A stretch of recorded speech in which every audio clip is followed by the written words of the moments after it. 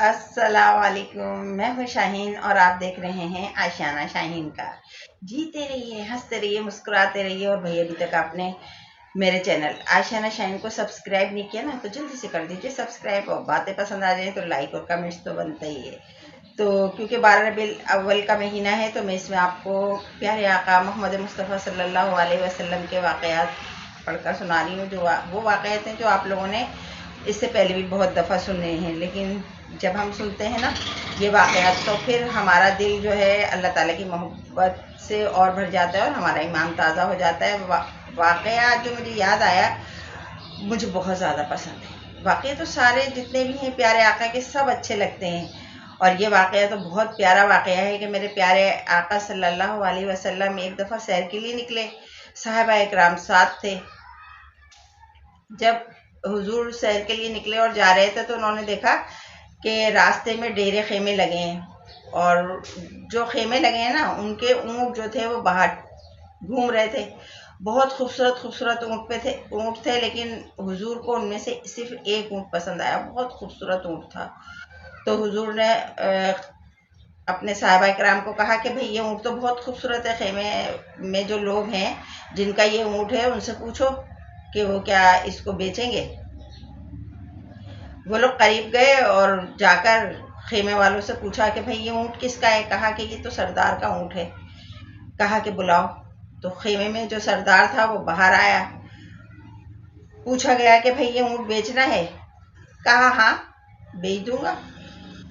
کہنے لگے بھئی دیکھو حضور نے کہا میں اس وقت جو آیا تھا نا تو میں کوئی خریدنے کے ارادے سے نکلا نہیں، خریداری کے ارادے سے نہیں نکلا، تو میرے پاس تو کوئی پائی پیسہ نہیں ہے، ایسا کرو کہ یہ اونٹ دے دو اور ہم یہ اونٹ لے کے چلے آتے ہیں، کیونکہ یہ اونٹ مجھے بہت زیادہ پسند آ گیا ہے۔ تھوڑی ہی دیر میں کسی کے ہاتھ آپ کو رقم بھجوا دوں گا۔ خیمے کے جو سردار تھے جو انہوں نے بولا ہاں ٹھیک ہے لے جائیں۔ صحابہ کرام اونٹ لے کر حضور کے ساتھ واپس چلے گئے اپنی جگہ پر۔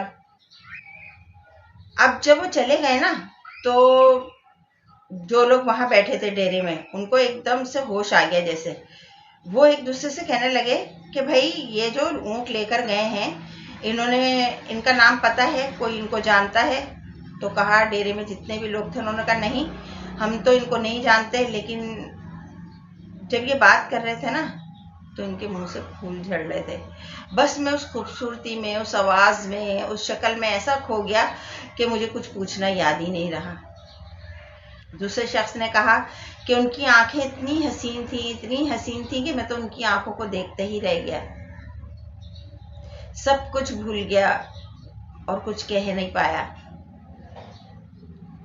تو سردار نے کہا کہ بھائی جب کسی کو نقد کسی سے کوئی چیز لیتے ہیں نا تو نہ پتہ پوچھتے ہیں نہ نام پوچھتے ہیں اور اس کو دے دیتے ہیں، لیکن جب کوئی ادھار لینے آتا ہے تو اس کا تو نام پتہ پوچھا جاتا ہے۔ اب کیا ضمانت ہے کہ اونٹ تو ہمارا اتنا اچھا اونٹ چلا گیا، اب ہمیں وہ پیسے ملیں گے اونٹ کے یا نہیں ملیں گے؟ آپ کو کم از کم نام پتہ پوچھنا چاہیے تھا۔ اتنے میں نا خیمے میں سردار کی جو بیوی تھی وہ تمام باتوں کو سن رہی تھی، اسے بڑا غصہ آیا، خیمے کا پردہ ہٹایا، باہر آئی اور کہا کہ کیا کہتے ہو کہ اونٹ کے پیسے نہیں ملیں گے؟ اگر اونٹ کے پیسے نہیں ملے، وہاں سے کوئی نہیں آیا پیسے دینے کے لیے، تو میں اس کی قیمت ادا کروں گی۔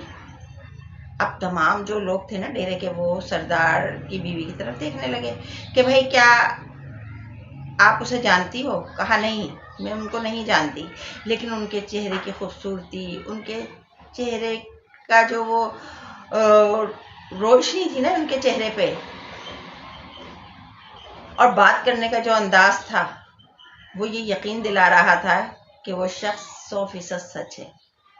اتنا حسین، خوبصورت، پاکیزہ اور اس طرح کی بات کرنے والا شخص کبھی جھوٹا نہیں ہو سکتا۔ اگر نہیں آئے نا پیسے، کسی نے نہیں دیے تو میں دوں گی، میں پیسے ادا کروں گی۔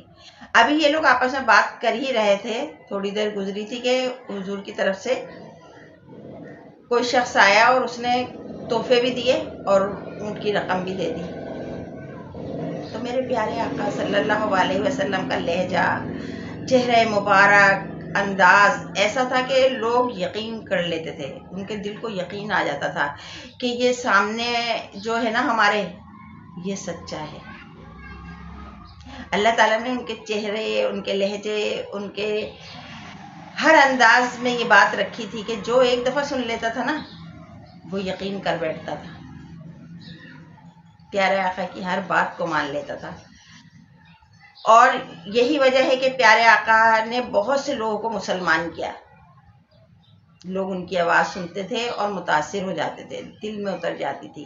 بہت سارے لوگ ایسے ہیں جنہوں نے صرف پیارے نبی صلی اللہ علیہ وسلم کا چہرہ مبارک دیکھا، ان کی بات سنی، ان پہ فدا ہو گئے اور اسلام قبول کر لیا۔ تو اللہ تعالیٰ نے اپنے محبوب کو ایسا بنایا کہ دیکھتے ہی پیار آ جائے۔ اور یہی وجہ ہے کہ ہم پیارے آقا صلی اللہ علیہ وسلم کو ہم نے دیکھا نہیں نا، ہم نے نہیں دیکھا۔ جنہوں نے دیکھا وہ دیکھ کر ایمان لائے، دیکھ کے محبت کی، دیکھ کے پیار کیا نا۔ لیکن ہم نے تو صرف نام سن کے پیار کیا، نام سن کر محبت کی۔ میرے پیارے آقا محمد مصطفیٰ صلی اللہ علیہ وسلم کے نام میں ہی اتنی مٹھاس ہے کہ جب ہم یہ نام لیتے ہیں نا تو ہمارا دل ادھر کھنچنے لگتا ہے، ہمارے دل میں ایک دم محبت جو ہے نا وہ جوش مارنے لگتی ہے پیارے آقا کے لیے، اور زبان پہ جو ہے نا درود پاک آ جاتا ہے۔ اور جو لوگ اللہ سے پیار کرتے ہیں، اللہ کے رسول سے پیار کرتے ہیں نا، وہ دنیا کے خوش نصیب ترین لوگ ہوتے ہیں کہ میرا رب جو ہے نا ان لوگوں سے بہت پیار کرتا ہے جو اس کے محبوب سے پیار کرتے ہیں۔